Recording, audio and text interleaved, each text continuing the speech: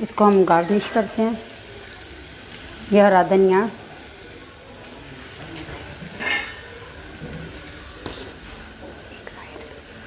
सब्ज़ मिर्च, प्याज और ये कटी हुई मिर्चें। नाज़रीन, आज की हमारी डिश तैयार है। अब एक नई डिश के साथ दोबारा हाज़िर होंगे। इजाज़त दीजिए। अल्लाह हाफ़िज़। खुश रहिए, खुश रखिए। हमारे चैनल को ज़रूर सब्सक्राइब करें। अल्लाह हाफ़िज़।